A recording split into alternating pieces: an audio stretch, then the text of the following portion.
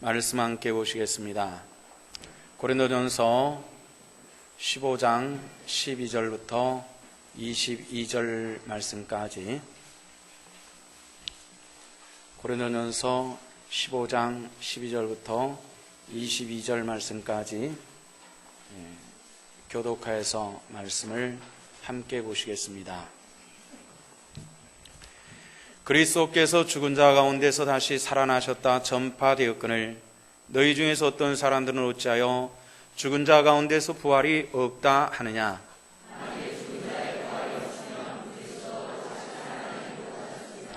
그리스도께서 만일 다시 살아나지 못하셨으면 우리가 전파하는 것도 헛것이요 또 너희 믿음도 헛것이며,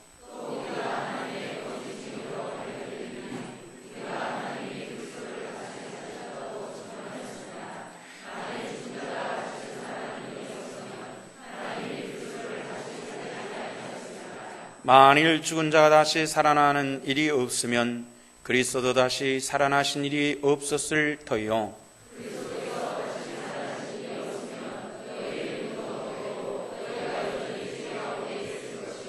또한 그리스도 안에서 잠자는 자도 망하였으리니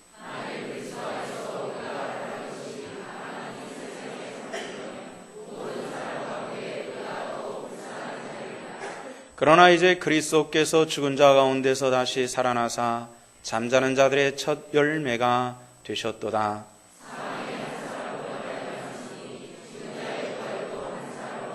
함께 아담 안에서 모든 사람이 죽은 것 같이 그리스도 안에서 모든 사람이 삶을 얻으리라. 아멘.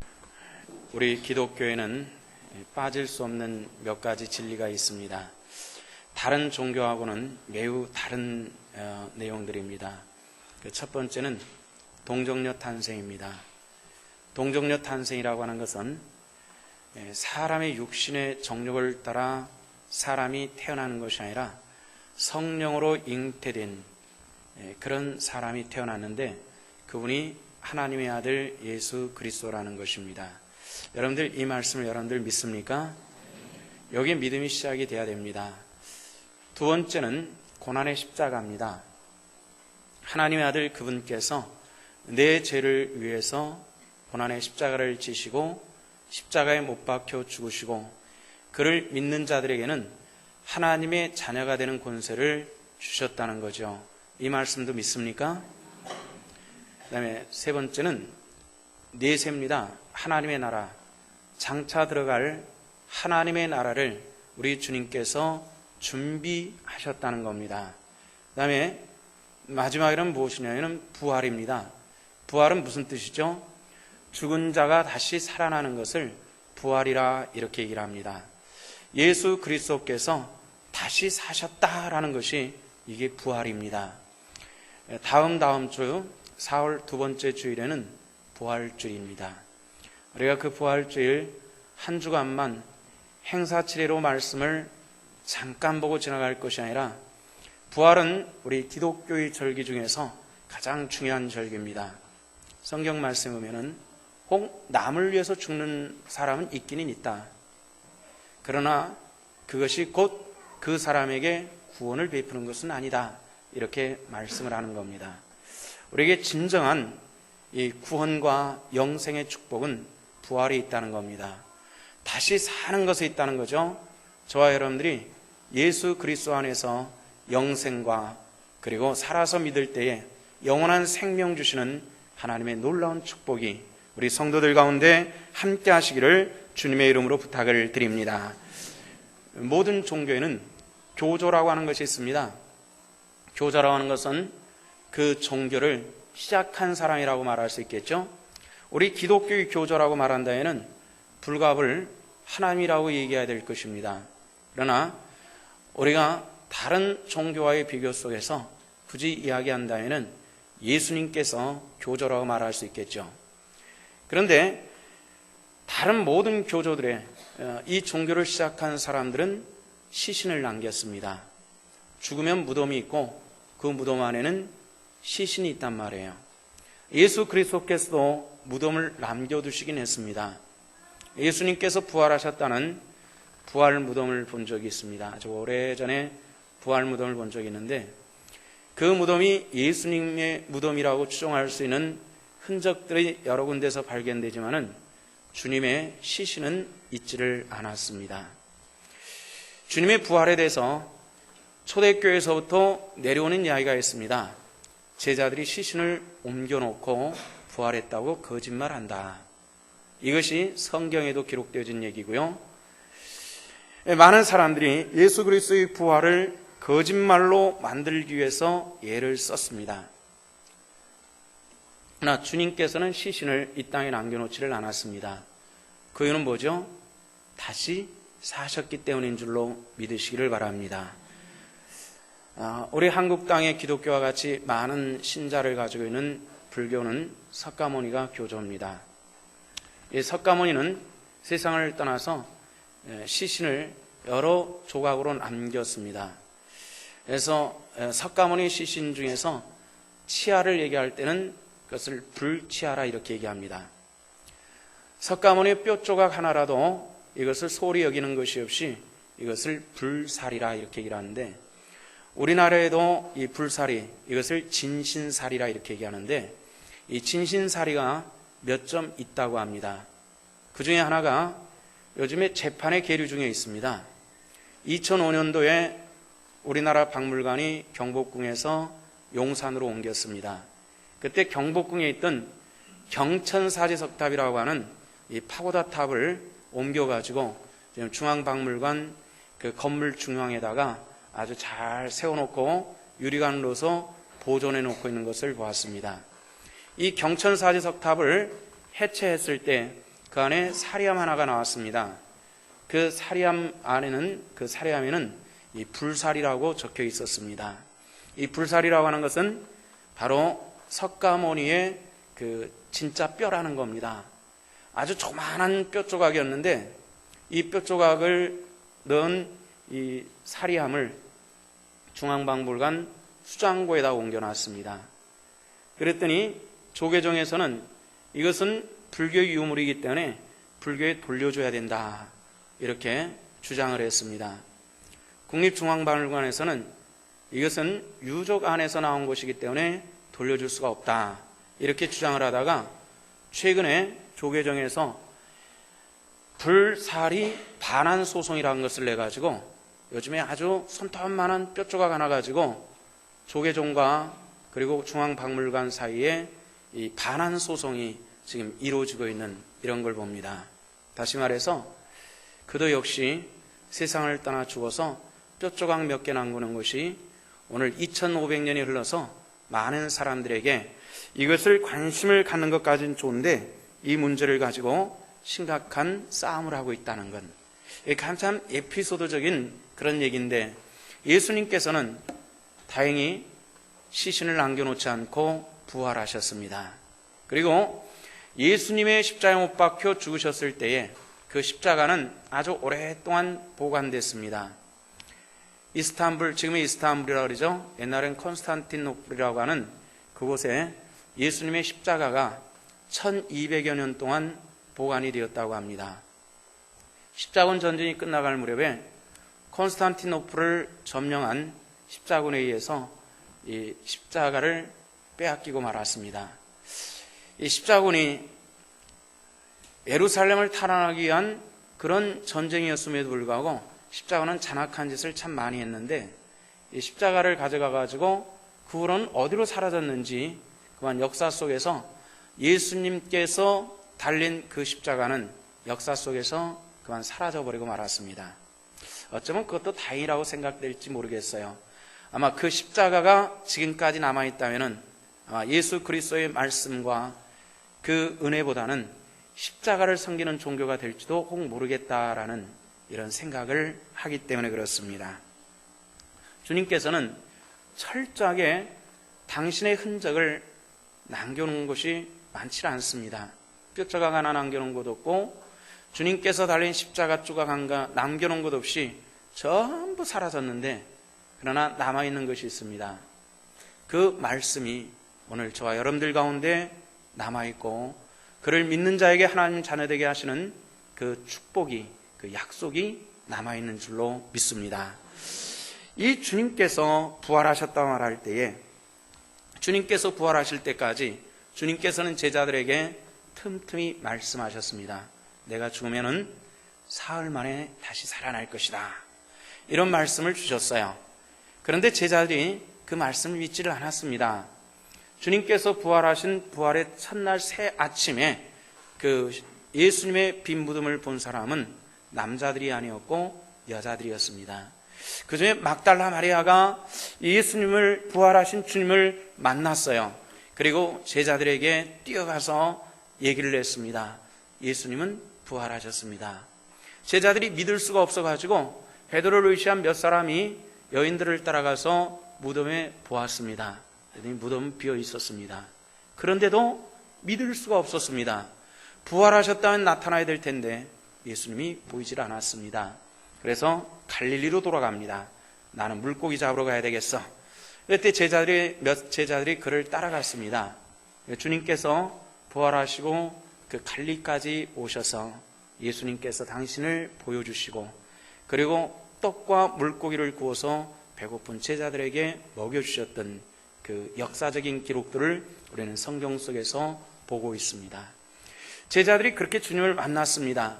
주님을 만난 제자들이 주님께서는 부활하셨다라 말할 때에 도마와 같은 사람은 뭐라 얘기를 했냐면은 만약에 주님이 부활하셨다면은 그의 못자국과 창자국을 내가 만져보고 확인해야 되겠다.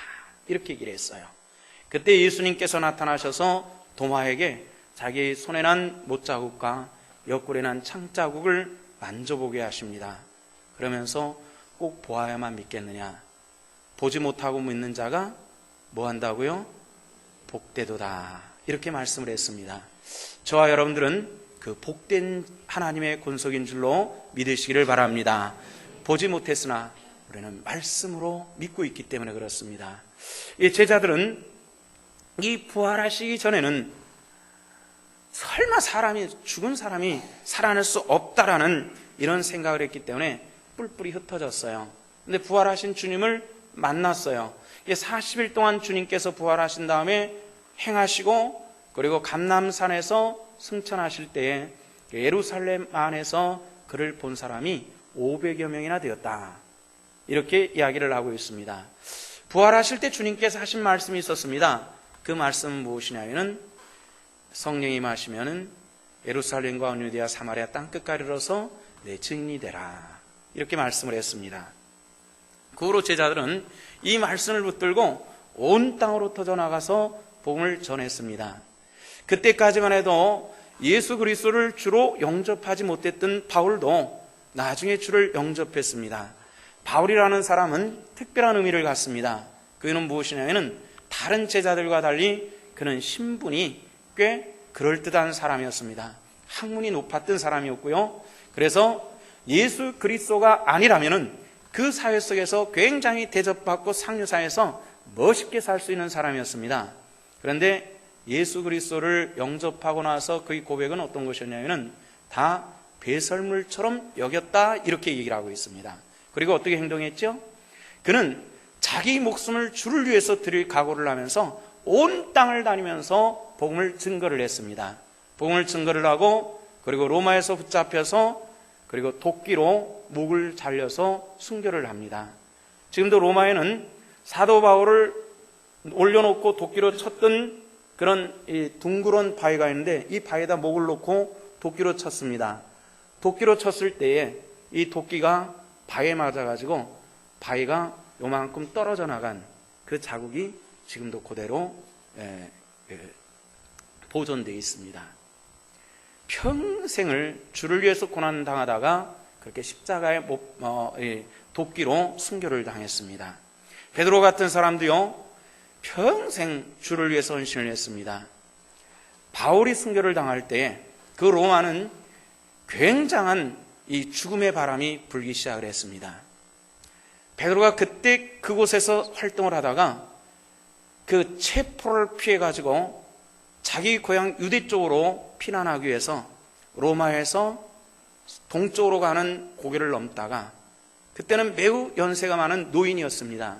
이 노인이 그늘 아래서 잠깐 쉬려고 할 때에 자기 앞을 스쳐 지나가는 어떤 형상을 보았습니다. 언뜻 보니까 주님 같더라는 거예요.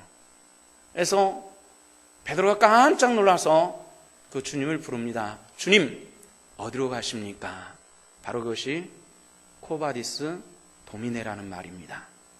어디로 가십니까? 그럴 때 주님께서 베드로를 향해서 얼굴을 돌리시면서 근심 어린 말씀으로 이렇게 말했답니다. 지금 저 아래 저 포효하는 짐승의 소리가 들리지 않느냐? 그리고 저 비명소리는 누구의 비명소리냐? 내 백성의 비명소리인데 나는 저를 위해서 다시 로마로 가서 십자가에 못 박히기를 원하노라 하는 이런 말씀을 들었다는 겁니다.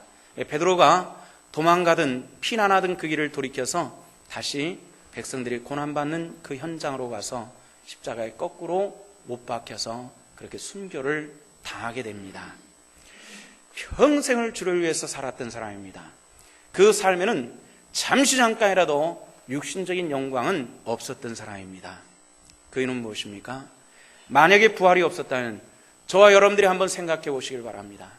만약에 주님께서 부활하신 것이 거짓이라면 그를 따랐던 제자들이 모든 것을 버리고 죽음을 불사하고 그렇게 순교당할 수는 아마 없었을 것입니다.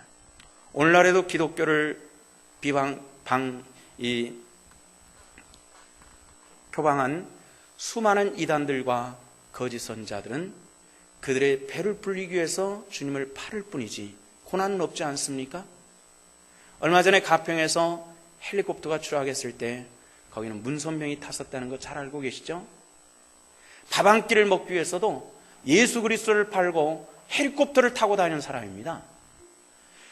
그렇게 주를 팔고 자기 영광을 위해서 사는 사람들은 있을지언정 평생을 고난당하고 죽은 사람은 주를 만나는 사람들이 할 수 있는 일이라는 겁니다. 주님께서 부활하셨을 때에 도마가 나는 그의 창자국과 못자국에 내 손가락을 넣어봐야 되겠다고 할 때에 주님께서 나타나셔서 당신의 상처를 보여주시고 그에게 보지 못하고 믿는 자는 복되다고 말씀하셨던 그 도마도 우리는 그에게 별명 하나를 붙여줬습니다. 어떤 별명이죠? 의심 많은 도마, 이렇게 붙여줬어요. 이 도마는 의심 많은 도마라는 별명을 가지고 있습니다. 이 도마는 주님께서 승천하신 다음에 그리고 평생을 전도자로 살았습니다. 그의 시신은 지금 인도에 있습니다. 미라로 보관되어 있습니다. 인도까지 가서 순교를 했습니다. 지금 인도는 비행기 타면 8시간이면 갈 수 있는 거리입니다. 그런데 그 8시간을 어느 정도 속도로 가냐면은 1시간에 1000km가 넘는 그런 속도로 가야만 8시간 정도는 인도에 도착할 수가 있습니다. 예루살렘에서부터 아마 인도도 거리가 그 정도 될 것 같아요. 다시 말해서 그 당시의 교통 상황으로 거기까지 간다는 것은 거의 불가사의한 일들이었습니다.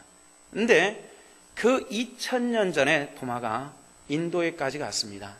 아마 주님께서 땅끝까지 가라고 하니까 하여튼 땅끝까지 가기로 작정하면 무조건 동쪽으로 옮겨갔던 것 같아요. 그래서 인도에 와서 원주민들의 독화살에 맞아서 순교를 하고 거기에 그 시신이 보관되어 있습니다.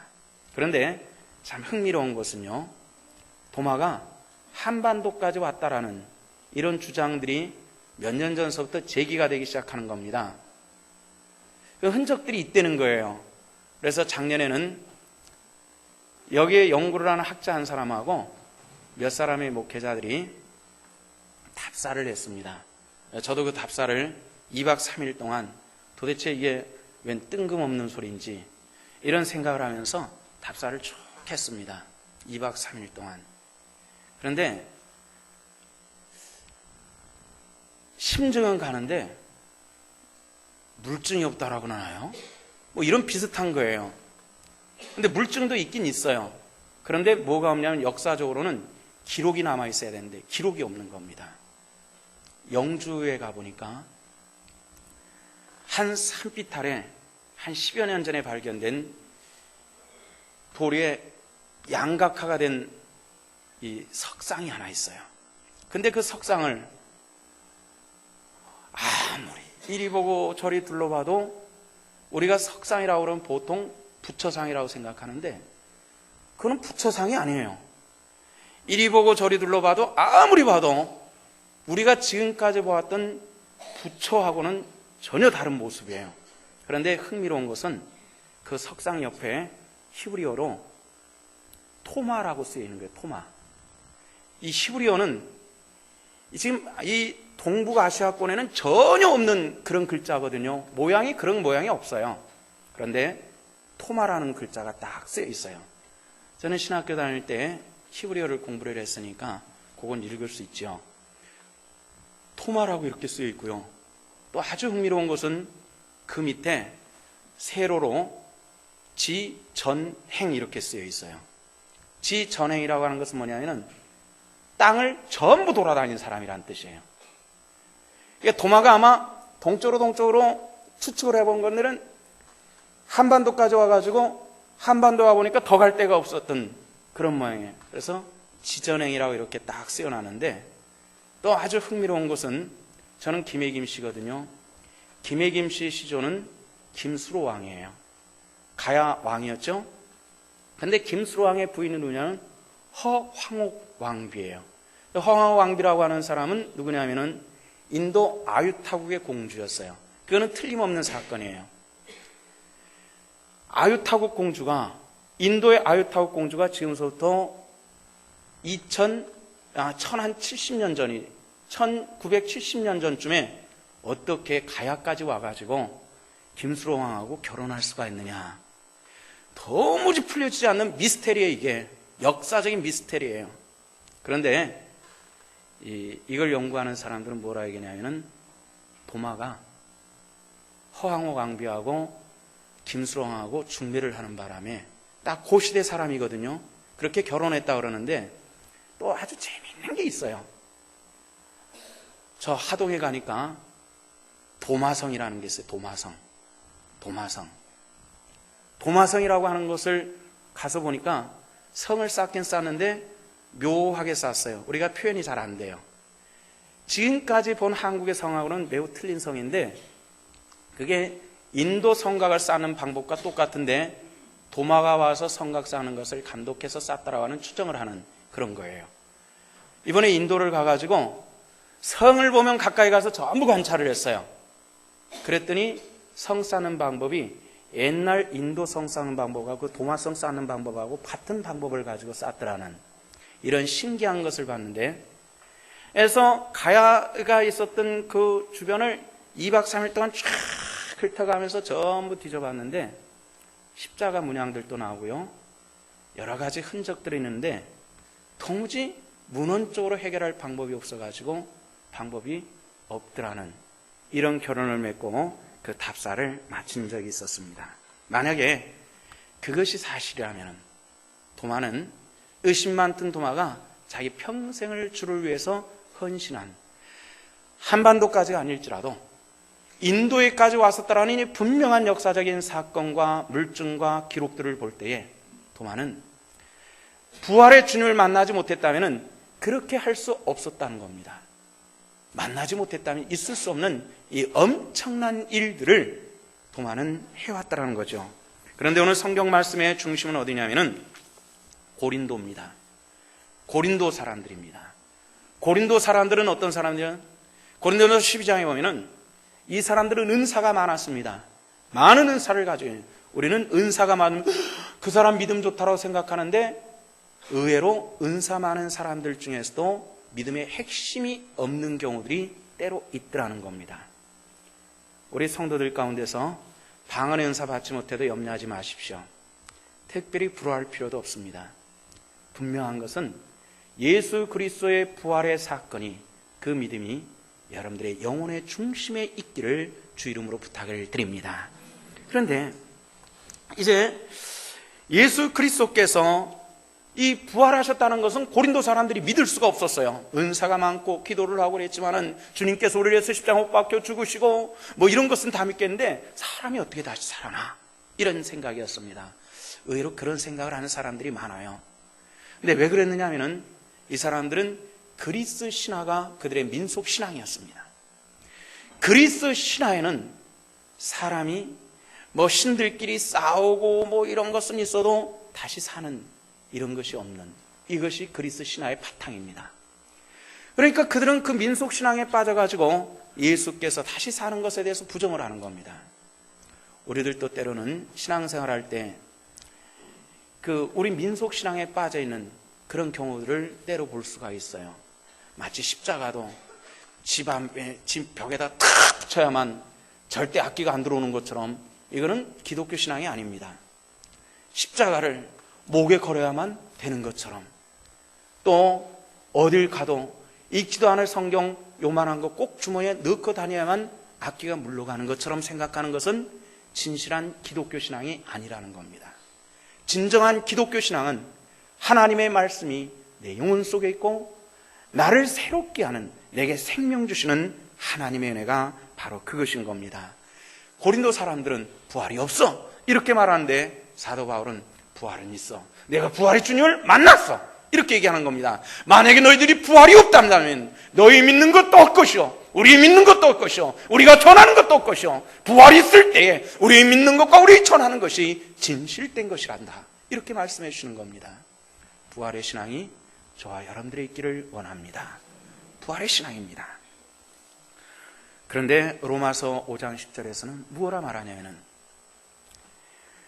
그리스도의 죽으심으로 우리가 그로 말미암아 우리가 구원을 얻었도다 이렇게 말하는데요. 로마서 5장 7절에서는 또 뭐라고 말하고 있냐면은 누군가를 위해서 죽는 이들은 있으나 그것은 구원이라고 말할 수는 없다 이렇게 얘기를 하는 겁니다. 이 말의 뜻은 무엇입니까? 죽으심은 예수 그리스도의 죽으심이 우리에게 생명 주는 것이지 누군가를 위해서 대신 죽는 사람은 역사 속에서 일어날 수가 있습니다. 세계 2차 대전 때 콜베라고 하는 사람이 그 엄청난 이 고난의 자리인 독일의 강제 수용소에서 죽기 위해서 끌려가는 사람을 대신해서 내가 저 사람을 위해서 죽겠다고 끌려가고 한 사람을 살려놓은 적이 있었습니다. 2차 세계대전이 끝나고 그 감옥에 있었던 사람들이 그것을 전함을 통해서 그 사실이 알려졌습니다.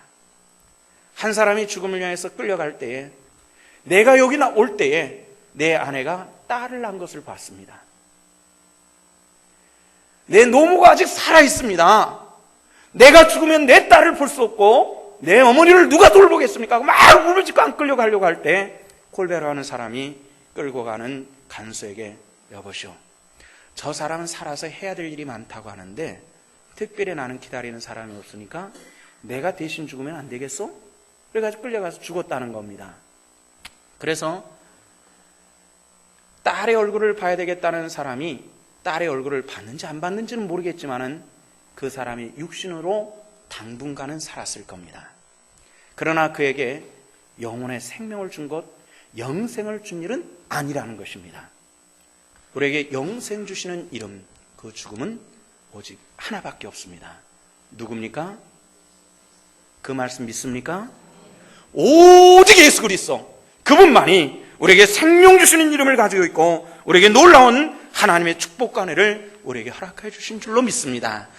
그래서 요한복음 11장에서는 우리에게 하시는 말씀이 나는 부활이요 생명이니 나를 믿는 자는 죽어도 살겠고 무릇 살아서 믿는 자는 영원히 살리라 이렇게 말씀을 했습니다. 바로 그 영원한 생명 안에 내가 있고 여러분이 있고 하나님의 권세가 그 안에 함께 하실 줄로 믿습니다.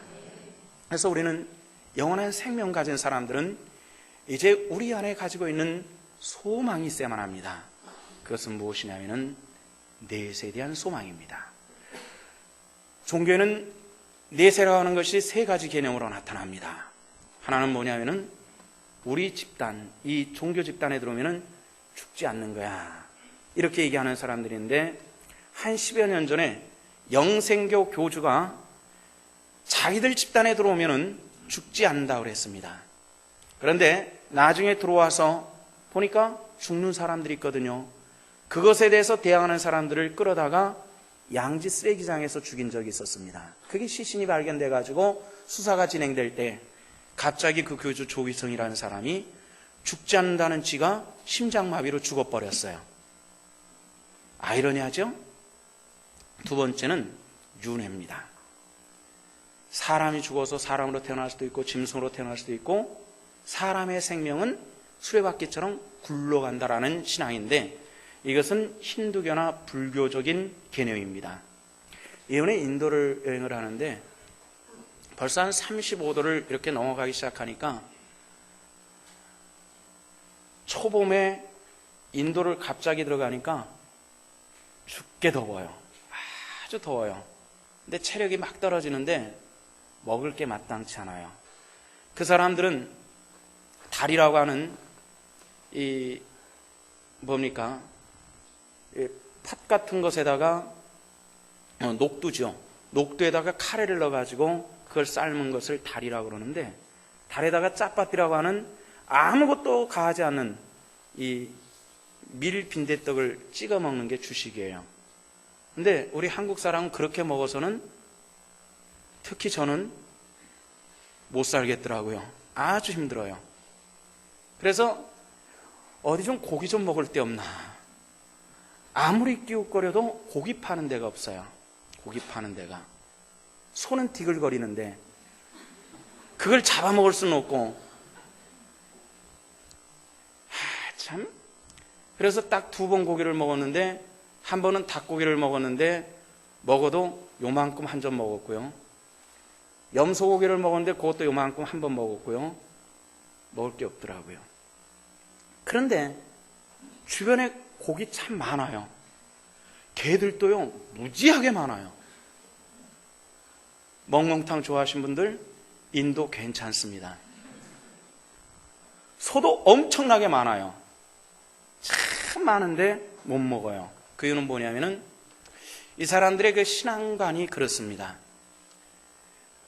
우리 집 외양간에 있는 저 소가 30년 전에 돌아가신 우리 할머니인지 모르잖아요. 지금 저기 누워있는 개가 몇 년 전에 죽은 내 아내인지 모르잖아요. 그게 그들의 신앙관은 고기 먹기가 참 힘들어요. 그래서 못 먹어요. 먹지를 않더라고요. 그래서 맨 그 뭐 이상한 것만 먹고 뭐 그 사람들은 그게 맛있다 그러는데 우리는 아이 노 땡큐. 아이 맛없어요. 못 먹겠어요. 그런데 우리 한국 사람 중에서도 재밌는 사람이 있더라고요. TV에 이런 프로그램이 있죠. 세상에 이런 일이. 어떤 집에서 나비 한 마리를 자기 어머니라고 나비 보고 어머니 안 해줘 뭐 이런 집구석이 있더라고요. 이게 어떻게 그렇게 됐느냐. 이게 어머니가 죽으셨는데 돌아가셨는데 장례가 끝나고 났는데 어느 날 나비가 팔랑팔랑 하더니 어머니가 평소에 사시던 방으로 날아왔대요. 어머니가 나비를 참 좋아하신대. 어머니가 나비로 환생했다 그래가지고 그 어머니를 나비를 모셔놓고 어머니 뭘 드셨나요? 어젯밤 안녕히 주무셨었는데 야 그거 참 심각하더라고요. 세 번째 내세관은 뭐냐면은 하나님의 나라입니다. 우리 기독교 내세관입니다. 저와 같은 내세관이 여러분들에게도 함께 할 수 있기를 주 이름으로 부탁을 드립니다. 우리가 부활하여 사는 세상, 만약에 빚쟁이가 빚에 몰려가지고 할 수 없어 가지고 채무자가 자살해서 죽었는데 그게 죽지 않고 다시 부활했네. 빚쟁이들이 달려붙으면 그게 죽은 거예요? 산 거예요? 이게 얼마나 힘들겠어요. 그렇게 하면은 이 죽는 거나 사는 거나 이게 뭐 아무것도 아니잖아요. 그런데 또 연세 드신 분들 가운데서는 다시 산다 그러니까 이 쪼글쪼글하는 얼굴은 어떻게 하고 이런 생각도 들 수 있고요. 그런데 성경은 말이죠. 요한계시록 21장에 보니까 그 나라는 어둠이 없고 고통이나 사망이나 근심이 없는 하나님과 교제하는 그 나라라. 이렇게 말씀을 했습니다. 그 나라가 여러분들의 심령 속에 함께 할 수 있기를 주 이름으로 부탁을 드립니다. 인도에 가보니까요. 정말 심각해요. 여기 소가 댕굴댕굴 구르고 있는데 그 옆에서 개가 구르고 놀고 있고 사람이 굴러요. 딴 데 가서 굴러요. 또 거기서 또 옆에 또 굴르고 있어요. 이게 어떤 한 가지 사건만이 아니라 어딜 가든지 그 모습이 필비치 보이는 거예요. 아니, 여기 소가 놀고 있고, 여기 소가 구르고 있고, 여기 개가 구르고 있으면 사람은 좀 딴 데 가서 있으면 좋겠는데, 또 바로 그 앞에 누워가지고 잠자고 있어요. 그게, 어디 가든지, 파키스탄 국경 쪽 갔다가 새벽에 출발해가지고, 다음날 새벽 2시에 도착을 하는데, 뉴델리 가까이에 밤 12시쯤 되니까, 아니, 무슨 교통사고가 그렇게 많은지, 그리고 교통사고가 있으면 뭐 시신이라도 치워놨으면 좋겠는데, 오토바이는 저기 굴러있고 시신은 저기 처박혀 있고 사람들은 왔다 갔다 막 해요. 야, 이게 사람 많으니까 사람값도 저렇게 없나? 이런 생각을 하게 되는 그런 모습들을 여러 건을 보면서 거기서 출발할 때 비행기 딱 탑승하고 한 분이 하시는 말씀이 거대한 쓰레기통에서 탈출하는 것 같다, 이런 얘기를 했거든요. 근데 오는 길에 싱가포르에서 비행기를 갈아타면서 기아이미는 어차피 든 비행기 값이니까 여기서 이틀만 쉬었다 가자.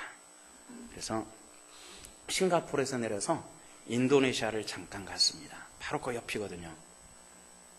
마치 커다란 강을 건너는 것처럼 건너가면 인도네시아가 가까운데 거기 빈탄이라고 하는 곳에 갔어요. 남들은 다 쌍쌍이었는데 저는 혼자 갔거든요. 저는 여행하면서 후회스러운 게, 오늘은 딱 아내가 있었으면 좋겠다 싶은데 딱 한번 그게 경험을 했습니다. 얼마나 아름다운지요. 이 말리향이라고 하는 꽃이 있는데요. 우리나라도 있는데 그 꽃은 조그맣게 피는데 거기는 꽃이 이만큼씩 크게 핍니다. 그런데 분홍빛 나오는 것, 보랏빛 나는 것, 흰색, 크림색, 이렇게 해가지고 4가지 색이 있는데요. 사방에 꽃이 펴가지고 냄새를 풍기는데 어디 가든지 그 향기가, 아름다운 향기가 다 스미는데 그렇게 좋을 수가 없어요. 또 몬테스라 꽃은 꽃잎 하나가 피는데 이렇게 꽃이 피고 그 안에 꽃술이 탁 나오는데 그렇게 보기가 아름다울 수가 없어요. 숲속에 들어가도 아름답고 해변에 가도 아름답고 그렇게 아름다워요. 앞에 뭐가 후두둑 날아가면은 노란새가 날아가요. 뒤에서 뭐가 짹짹거린다고 돌아보면은 빨간새가 앉아 있어요. 그렇게 아름다울 수가 없어요. 그날 밤에 제가 매우 외로웠었답니다. 우리 성도들에게 한번 보여주고 싶고, 그 앞에 옥색의 파란 바다며 숲에 가도 아름답고 해변에 나와도 아름답고 여기 가도 아름답고 저기 가도 아름답고, 잠깐 착각했어요. 야, 이게 천국 같다, 이런 생각을 했는데요. 밤에 이런 생각하면서 해변에서 많은 생각을 하고 들어와가지고 천국이 어떤 모습일까 성경을 찾아가지고 요한계시록 제일 뒤쪽을 찾아가서 천국은 어떤 곳일까라고 찾아봤어요. 봤더니 그곳은 아까 말씀드린 것처럼 사망이나 근심이나 걱정이나 이런 것이 없는 나라다, 이렇게 말씀하시면서요, 12진주문이 있고 12진주문을 들어가 생명강이 있고 생명강 좌우편은 생명나무가 있고 사시사철 열리는 그 아름다운 모습들을 표현해내는데 이로 말할 수 없는, 조금 전에 제가 봤던 그 빈탄의 모습보다도 상상을 해봤습니다. 얼마나 아름다울까, 얼마나 예쁠까, 이런 생각을 하면서 그날 밤 가슴을 두근두근 해봤습니다. 그때 느낀 것이, 그 나라라면 우리가 다 들어가야 되겠다는 겁니다. 우리 성도들 다 들어갈 수 있기를 주 이름으로 축원합니다. 그런데 여러분들만 들어가면 안 됩니다. 여러분들의 사랑하는 사람들이 함께 들어갈 수 있기를 바랍니다. 아내가 덜렁 들어가 봐요. 저 빈탄에 가서 굉장히 외롭답니다. 천국에 가서 외롭지 않도록 하시기 바랍니다. 여러분들의 아내가 함께 하시고, 여러분들의 남편이 함께 하시고, 여러분들의 자녀가 함께 하시고. 아멘이 안 됩니까? 인색하십니까? 내 사랑하는 내 가족이, 내 형제가 함께 할 수 있는, 그것은 한 가지밖에 없습니다. 예수 믿는 것이 우리에게 그 생명의 축복을 허락하여 주시는 줄로 믿습니다. 기도하십시다. 아버지의 은혜를 감사합니다. 오늘 우리를 부르신 부름의 은혜를 따라서 말씀을 보았습니다. 부활의 예수 그리스도 영원한 그 생명의 나라를 바라볼 수 있는 우리 믿음의 믿음을 더하게 하여 주옵소서. 예수님 이름 받들어 기도하옵나이다. 아멘.